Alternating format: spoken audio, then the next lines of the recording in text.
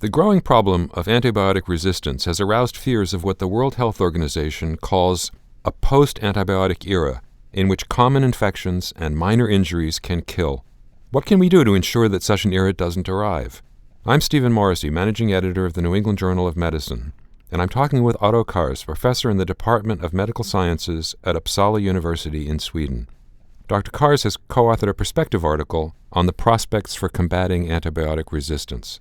Dr. Cars, in your article, you name a number of bacterial species that have developed resistance to most antibiotics. Overall, what's the scope of the problem and how quickly is it growing?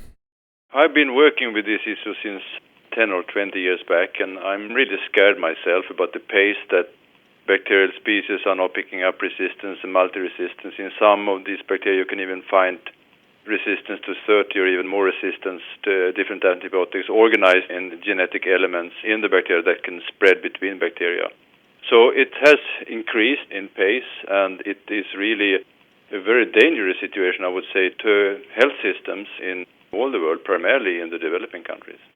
In your article, you nonetheless offer some cause for optimism. You point out that some progress has been made. What do you see as the most promising development on that front over the past couple of years? Well, first of all, it has taken a very long time. I mean, the world has really been complacent. So has the World Health Organization, which has not previously shown signs of leadership for this tremendously dangerous crisis we are facing. But the promising signs is that many governments, including now also the United States, has identified this as a priority, are taking actions towards the national action plans, trying to contain the problem by very well-known means like hygiene, infection control, stewardship, and so on, to minimize the irrational use of antibiotics, which is driving resistance. But another positive sign is that drug companies and small and big companies, academia, policymakers, politicians, has realized that we cannot rely on big pharma giving us as new antibiotics in the future. We need to find a new collaborative model where researchers from all these areas, public and private, share knowledge and identify the challenges and solve the scientific challenges, because they are numerous and huge to really get a new antibiotic.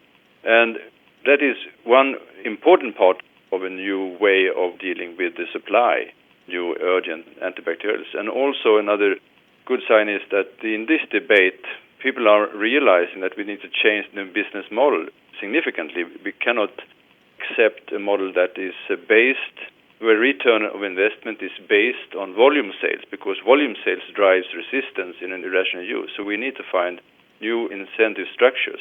So those are good signs.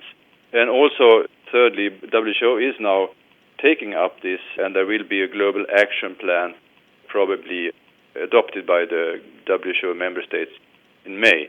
But as I said before, we are very, very late. Going back for a moment to the issue with pharmaceutical companies, what sorts of new incentives can be offered to them to speed the development of new antibiotics? Well, I think it's not only really the major companies, because I think the innovative capacity no longer lies with the major pharmaceutical industry. Many of these companies have left over the last 10 years this area because of the scientific challenges, because also that the financial return from other areas is more predictable, like chronic diseases. So I think first is collaborative models which are open, where you share knowledge and successes and failures to really overcome the scientific challenges. And this needs push funding from the public sector. And then you need to incentivize earlier on in the drug development chain by maybe milestone payments, so that the public sector and the private sector shares the risks of drug development, because we have to take risks. If we don't take risks, we won't get any. And then on the other side, to avoid the big sales, that is really something that we need to avoid in the future, because we need to simply minimize the use and restrict the use to those patients and animals that really need it. To avoid the misuse and overuse to happen, we need to have other, what we call pull mechanisms, which could be advanced market commitments and other mechanisms that secures return of investment, but without major sales. This is not easy, but it's ongoing in the debate, and I think we will find a way forward in this area. On that conservation front, the overuse of antibiotics for growth promotion in food animals and plants, the European Union has now restricted that practice. So what exactly are the EU rules and what's being done to expand that beyond Europe? Well, I think the EU has taken strong leadership in this area, and Sweden, which is my country, in fact, banned antibiotics in feeds for growth promotion already in 1986, and then the EU followed, and as you said, in 2006 there is a ban to use it. I mean, healthy animals really don't need antibiotics. There are significant gains from antibiotic load subtherapeutic doses as we know it, and I think we can call it a compensatory mechanism for partly unsanitary conditions. So what happened in the EU is that was banned, and it has really not been showing any detrimental effects on the business.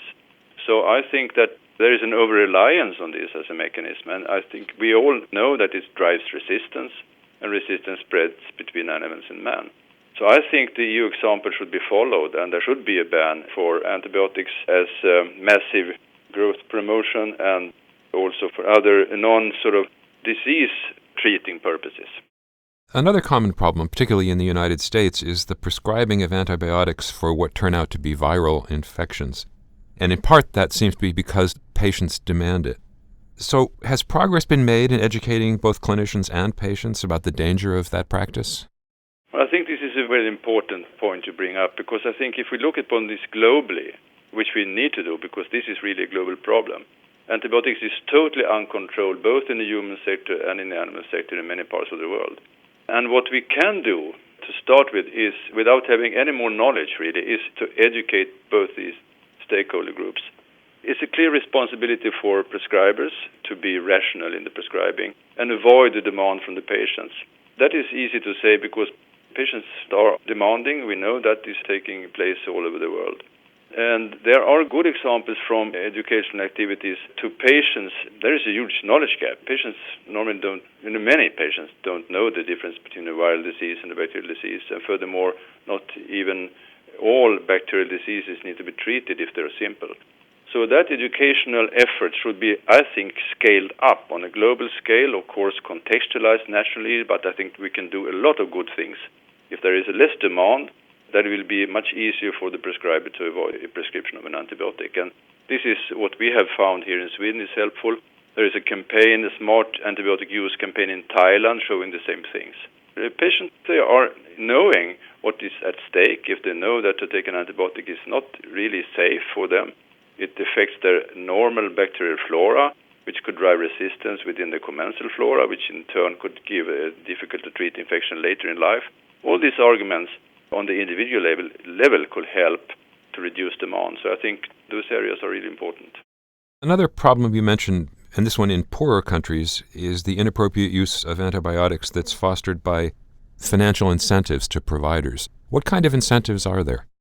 Well, I think we can speak of misaligned financial incentives from the top to the bottom, really, from the pharmaceutical industry to the drug seller to the pharmacist to the doctor. There are many examples of direct financial incentives to prescribers in many of the developing countries. This is something that is really difficult to target, but still is a major roadblock for improvement of practices.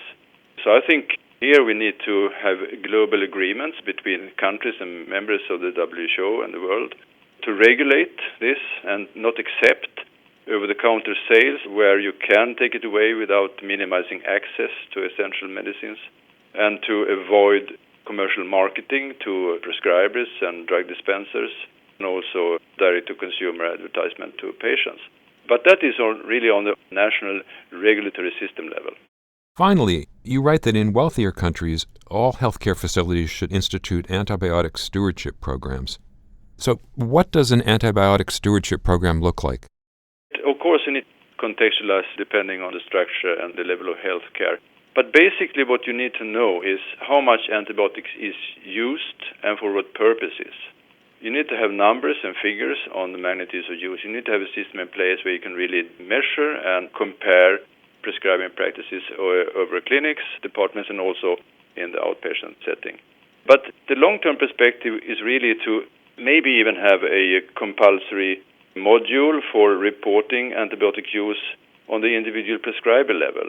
Having said that, how can we define rational antibiotic use? I think the best way to define it is the number of prescriptions that are according to guidelines and where antibiotics are prescribed for the diagnosis that we should use these precious drugs. So if we can find ways of comparing this and move towards a stronger responsibility on the individual prescribers, I think that is something that we need to move to. Thank you, Dr. Cars.